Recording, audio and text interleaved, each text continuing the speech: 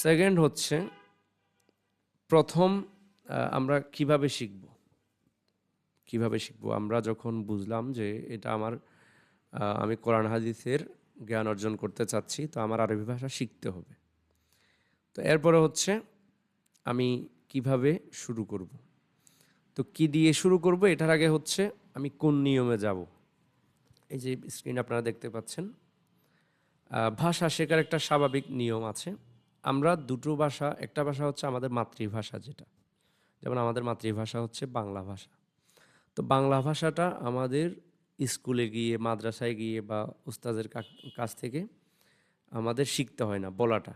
আমরা আমাদের মায়ের মুখ থেকেই, আমরা আমাদের পরিবারেই শুনে শুনে, ছোটোবেলা থেকেই আমরা শুনে শুনে, বলে বলে আস্তে আস্তে আমরা শিখেছি।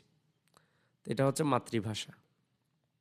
তো মাতৃভাষাটা হচ্ছে এই নিয়মেই আসে মূলত, এমনিতেই শোনা এবং বলা। প্রথম আমরা শুনি, তারপর বলি, এরপরে পড়া লেখা হচ্ছে বড় হয়ে। হ্যাঁ, যখন আমরা একদম ছোট থাকি তখন শোনা এবং বলাটা হয়, কিন্তু পড়ালেখা হয় আরও পরে 5-6 বছরে গিয়ে পড়ালেখাটা শুরু হয়।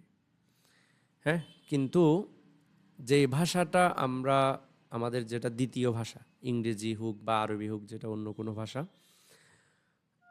ওটা আমাদের হচ্ছে অর্জন করতে হয়। ওটা আমরা পারিবারিকভাবে শিখি না, বা আমাদের মাতৃভাষা হিসেবে আমরা শিখি না। ওটা হচ্ছে আমাদের পরে গিয়ে শিক্ষা প্রতিষ্ঠানে গিয়ে বা ওস্তাদের কাছ থেকে আমাদের শিখে অর্জন করতে হয়।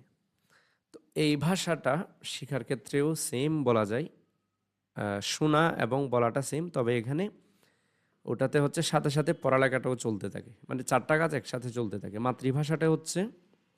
মাতৃভাষাতে শোনা এবং বলাটা আগে শুরু হয়, পড়ালেখা আরেকটু পরে, 5-6 বছর বা স্কুলে গিয়ে আমরা শিখি।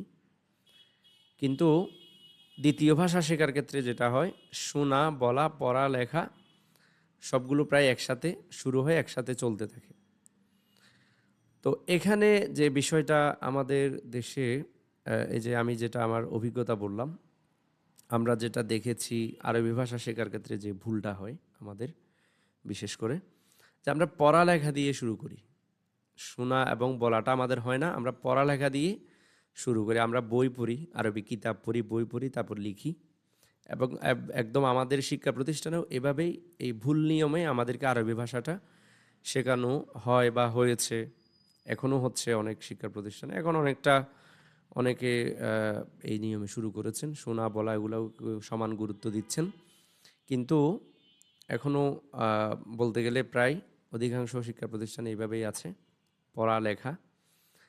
তো পড়ালেখাকে আমরা গুরুত্ব বেশি দিতে গিয়ে আমাদের এর আগের যে ধাপ, অথবা যেগুলো বলতে গেলে পূর্বের ধাপ, পড়ালেখার পূর্বের ধাপ, শোনা বলা, এগুলোতে আমরা আমরা বলতে গেলে গুরুত্ব দিই না, অথবা হচ্ছে শোনা বলাতে আমরা পিছিয়ে যাই। যার কারণে কি হয়, আমাদের ভাষা শেখাটাও পরিপূর্ণভাবে ওভাবে হয় না।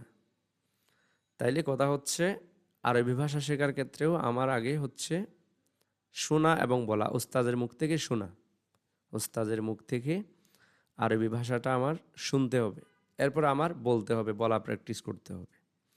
আমরা হচ্ছে ক্লাসমেট অথবা বন্ধু অথবা ওস্তাদের সাথে অথবা ফ্যামিলিতে আমরা বলে বলে প্র্যাকটিস করতে হবে। তারপর হচ্ছে পাশাপাশি বই বা কিতাব পড়তে হবে, এরপরে একদম শেষে হচ্ছে লেখা শিখতে হবে।